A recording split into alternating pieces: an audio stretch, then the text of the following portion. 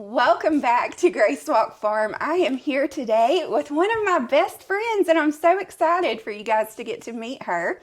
This is Julie from Misty Creek Acres. Julie really inspired me to start an herb shop.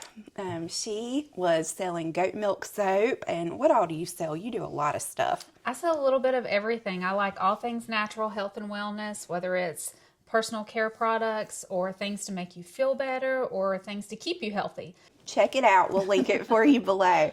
But today, we want to talk to you about home remedies for cold and flu season. Now, there are a gazillion remedies for cold and flu, a lot of old-fashioned remedies, and we have a lot of kids between the two of us. We've both also been foster moms, and we've taken care of a lot of kids between the two of us. I don't even know if we made a list. It would be pretty long. Pretty long. So we have had plenty of experience with sick babies, sick kids of all ages. And we thought today we would bring you along and we would rate all of the old-fashioned remedies and tell you what worked, what didn't work so well, and what we really use today. So let's just dive right into it. Here we go. All right, so old-timey remedies. When you think of old-timey remedies, what is the first one that comes to your mind? I really like to think about the things that maybe our grandparents or great-grandparents used to use. My great-grandma used to go through the mountains, the Appalachian Mountains, and she would pick herbs and then sell them on her little store. She did that. My great-grandma did that, and now I'm doing that today, just in different ways. That's so special. I love doing that. So anyway, one of the things that I think that she probably did was, I would say, a thyme steam. But you can do this with different herbs. Yeah. You can do oregano, rosemary, all different things. And this is so simple. Literally anybody can do it except for probably little tiny kids. Yeah. You wouldn't want little kids. But even if your husband is sick, he's able to do this, I promise. Steams are so good. And you can put lots of things in them. So thyme is really good for like a dry cough, right? Yes. It will really help soothe your respiratory system. And you literally put thyme in a pot. And you can put a little towel over your head and just inhale like you normally would. And just let that steam do its job in your nasal passages. Because you want it to stay moistened. Yeah. You don't want to be all dried out. So that I think is probably a go-to that people have done for centuries would be my guess.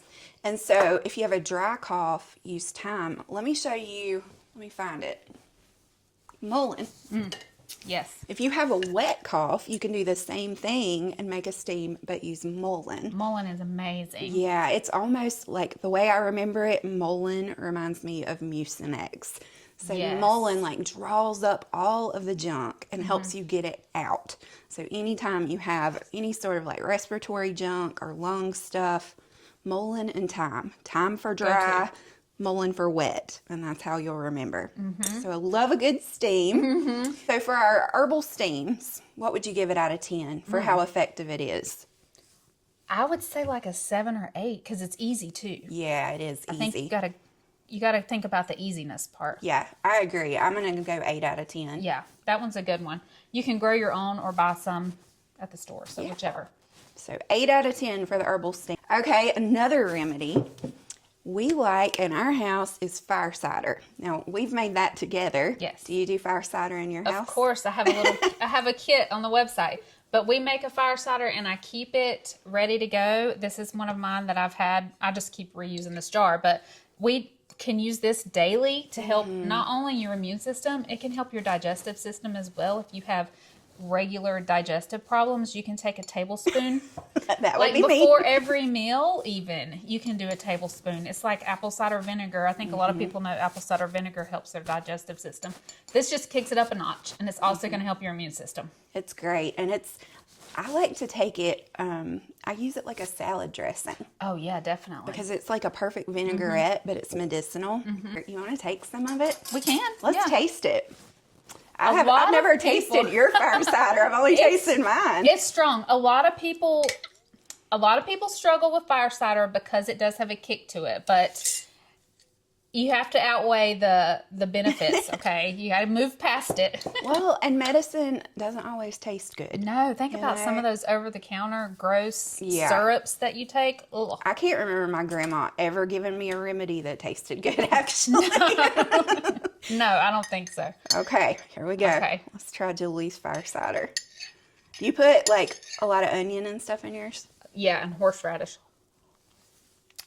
Woo! That's Ooh, strong. It's good. It's strong. It's very, like, yours has a lot of, you got citrus in there? Mm-mm. No? No. It reminds me of lemon or something. Maybe it's just the vinegar? And you can feel it. It starts warming you up. Right here in your chest, you start getting a little bit warm. Oh, that's good. Yeah, I like it. Okay. Julie sells fire cider kits if you need one, too. I'm trying to make it as easy as possible. And I'll also link our fire cider tutorial below for you, too. Yes. Okay, what do we rank fire cider for effectiveness? I'm going to go with a 7, only because some people might not be able to get past the flavor of it. I don't know though. I kind of feel like it might be an 8 or 9 because It works so well. I don't have a problem with the flavor. Yeah. Maybe for kids, Oh yeah, it would dilute be it for lower. kids. Yeah. Or do half and half fire cider and honey. You can add, you can definitely add honey to it to make it better if you want it for children. So, Yeah.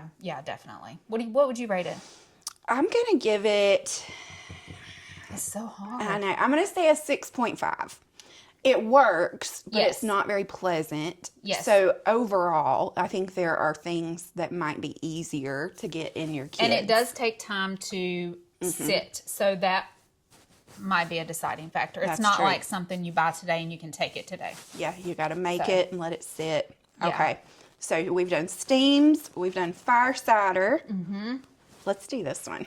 Garlic and honey. Garlic and honey. So this is garlic cloves that have been fermenting in honey for, a couple of months. This Yeah. has been going. Yeah. And you can tell because the honey gets really thin. It pulls out that moisture from the garlic. And this stuff, man, this works. This one is going to get a high rating. Are we for going me. to taste it? Yes. Yes. We're going to leave from here with Horrible breath. huge immune system. That's right.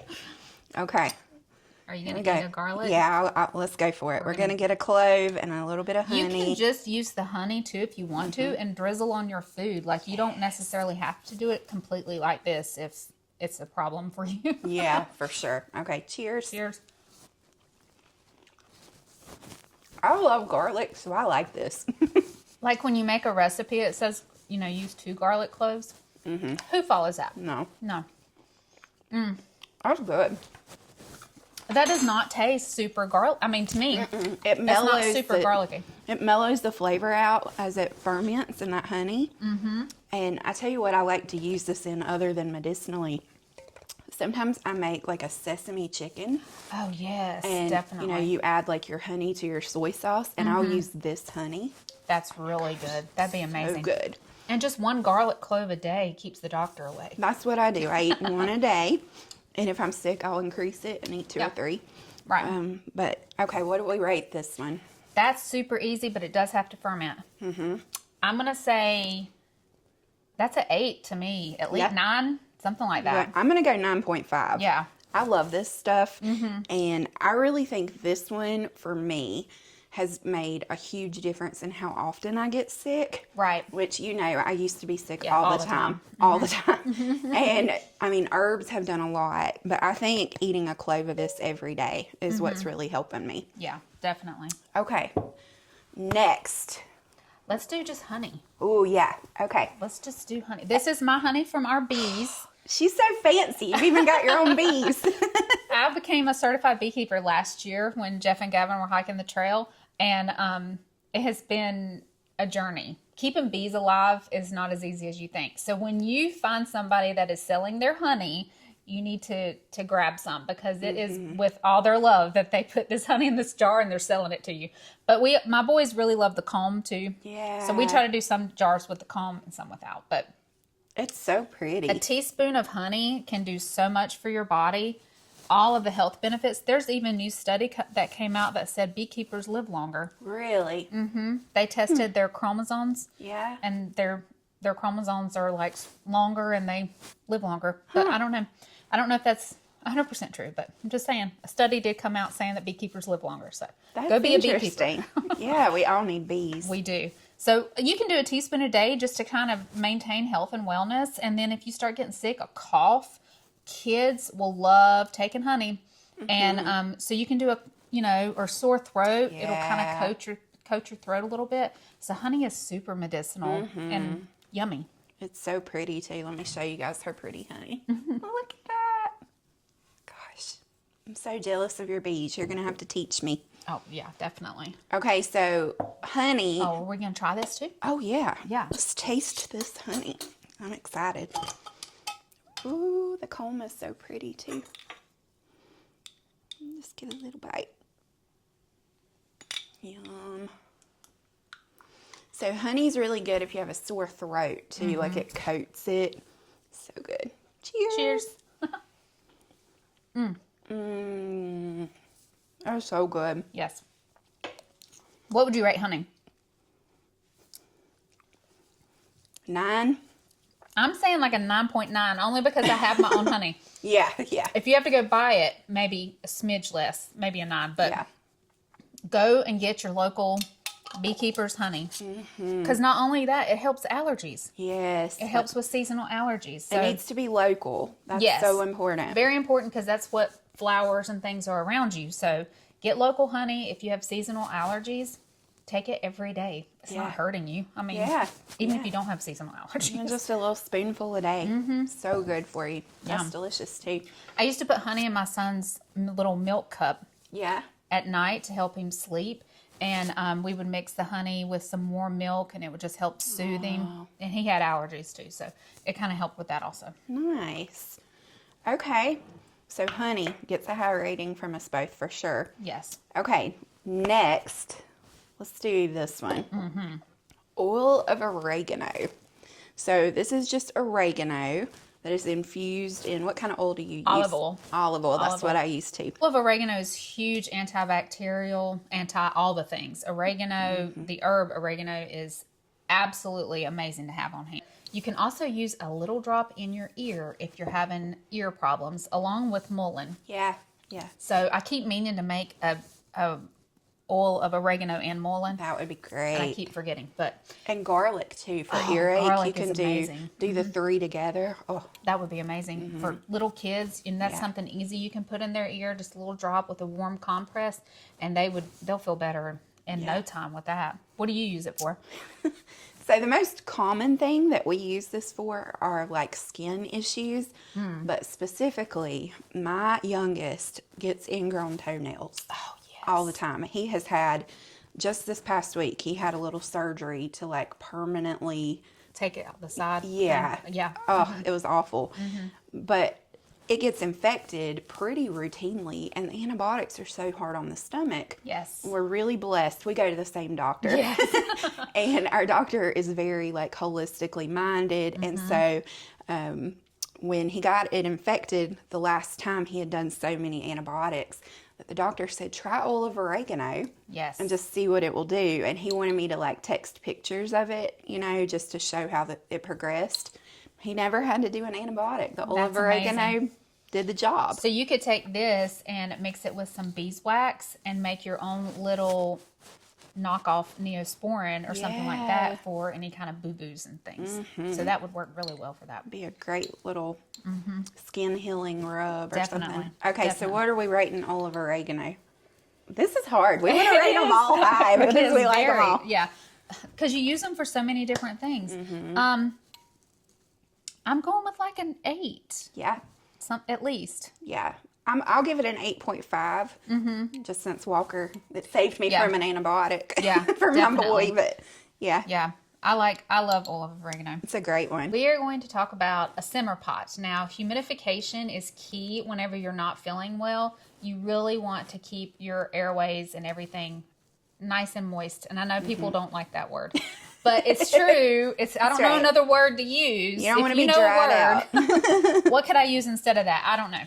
But I created simmer pots for my holiday collection this year. But I think I'm going to end up keeping select few on my website permanently. Nice. But one of them is called Breathe Easy Simmer Pot. So you could put this on the stove or in a little kettle if you have a fireplace. That would be amazing, because you think generations ago, Yeah. that's probably what they did. They had to add humidification to the air in their house because the heat is very drying.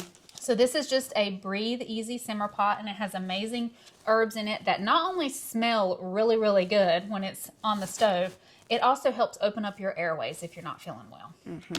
So when I was a kid, my mom always had simmer pots on the stove for the They smell holidays. so good. As an adult, I started doing simmer pots and kind of like you, adding like medicinal things to them. And then one day it dawned on me, can you drink a simmer pot? You most certainly can. I mean, it's no different than tea. I mean, that's essentially what it is. You just created a tea. It helped everybody in the house, and then you can drink it a little bit when you're done with it in the evening or whenever. Yeah. And plus, using fragrances like this, so much better for your body, for your health, for your hormones, for everything than the plug-ins and the candles. I mean, Yeah. I hate to say it, but it's true. It is true. It is true. So do a simmer pot, and then after it simmers, you can drink it, or you can chill it and drink it cold. And it's a great way to use it and not lose it. And you have star anise.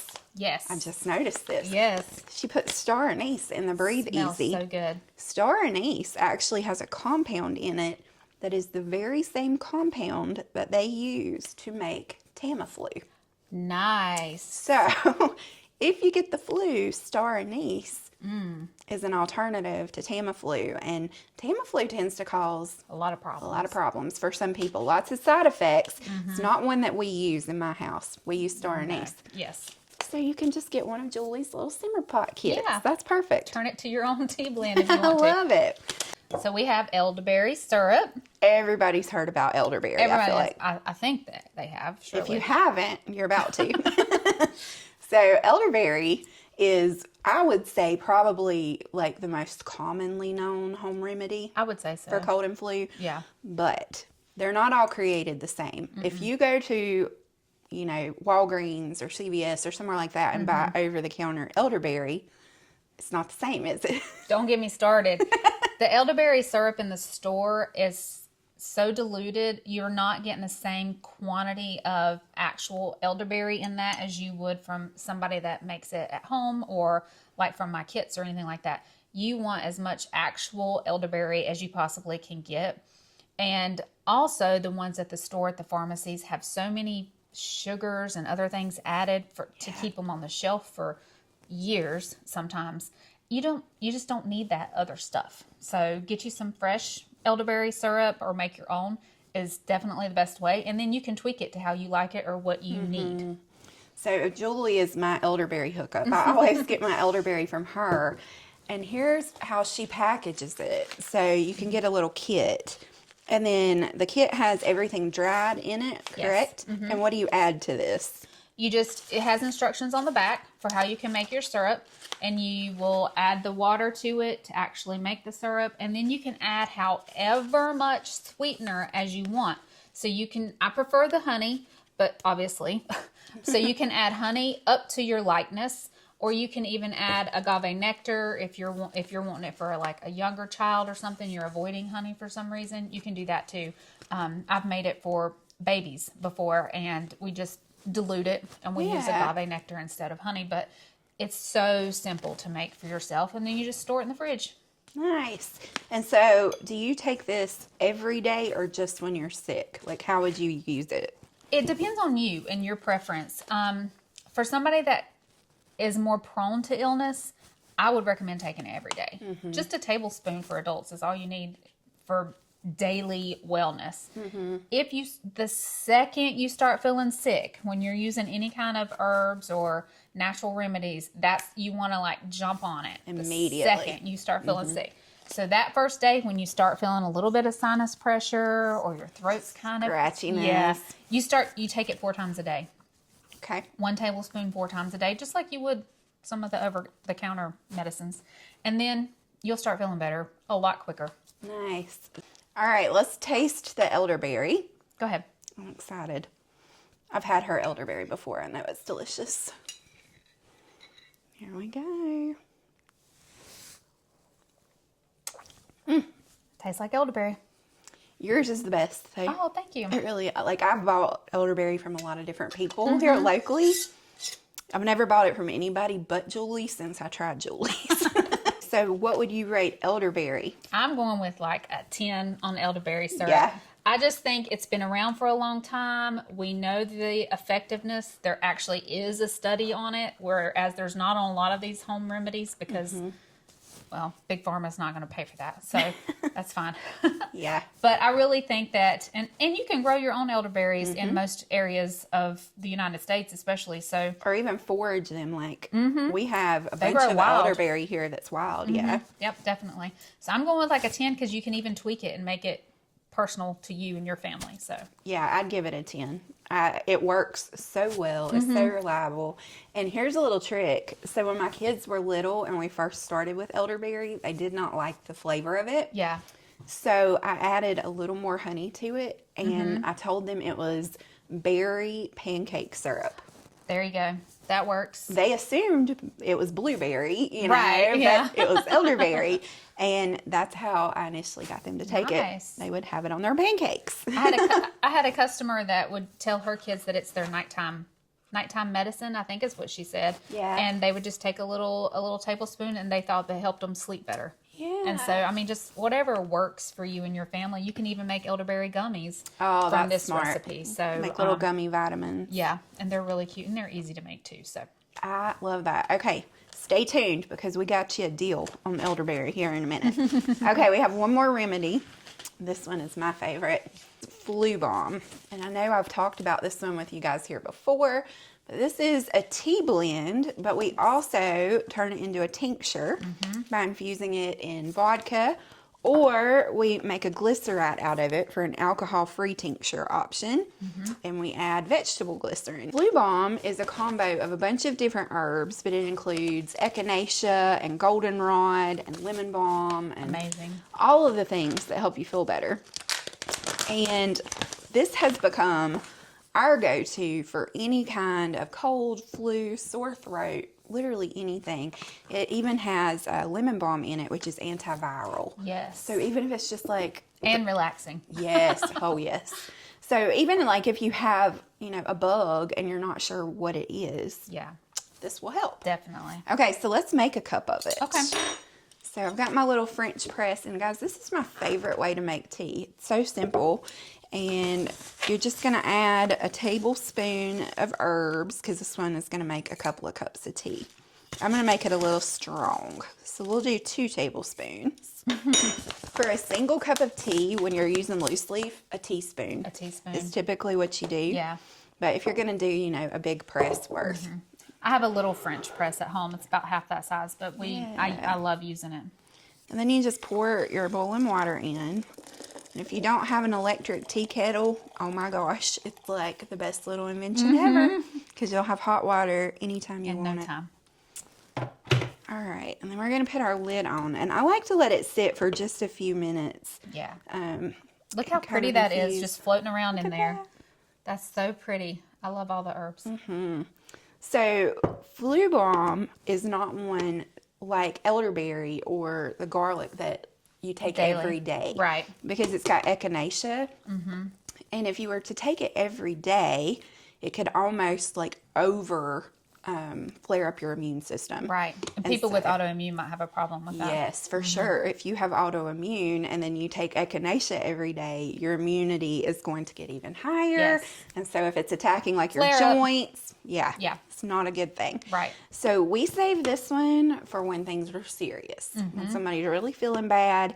And it works so well. Typically, if you start this immediately and you drink, 2-3 cups a day at least, it should knock it out in 24 to 48 hours. That's amazing. Yeah. It's good to have it on hand before you need it. Yes, exactly.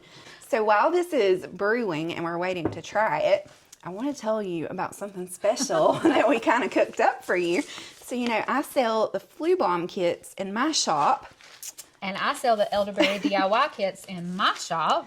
So we thought for Christmas, what if we put them together And we made like a little bundle pack where you can get your elderberry and your flu balm. Your daily wellness. And your emergency wellness. So you'll have both things on hand. And we're discounting it. Big time. Big time. You can stock up, have everything you're going to need on hand. It's an amazing gift for somebody too. Yes, it would be a good gift. Have some in your home apothecary. Grab some as gifts. And we will keep it stocked from now till Christmas. So that will be available. So when I'm making my tea with my French press, after it sits for a few minutes, I like to just kind of go up and down with it and stir it up a little. I just love the color. Isn't it pretty?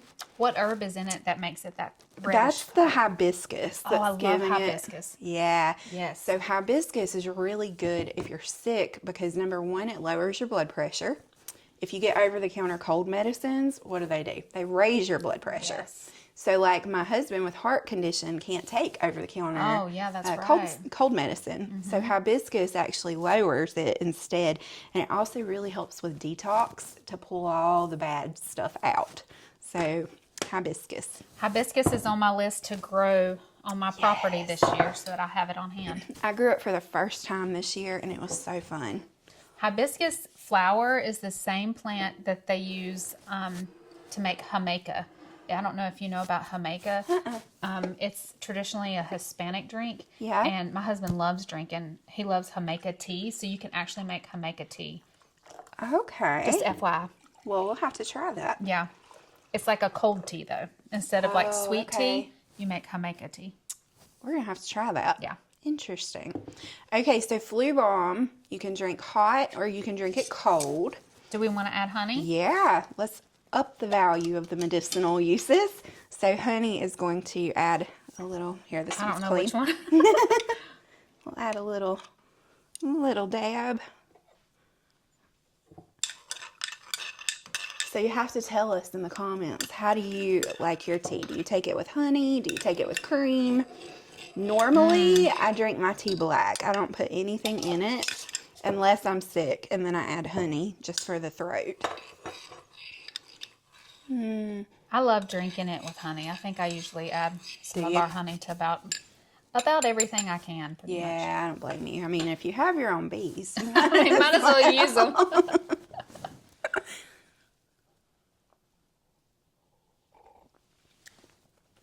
Oh, that's so good. I love that. Yum. So it has peppermint. So you get like the minty. I was about to ask you what mint it was that was in there because I knew that there was some kind of mint. Yep. And so this one is also really good cold, like as an iced tea. That's how the boys in my house prefer to drink this. Okay. Me and Allie like to drink it hot, but the boys drink it cold. Yes, I like a warm beverage. Especially when I'm sick. In the mornings when you're sitting out, Yeah, I always have my porch time with a hot tea or a coffee or something. So what are we going to rate Flu Balm?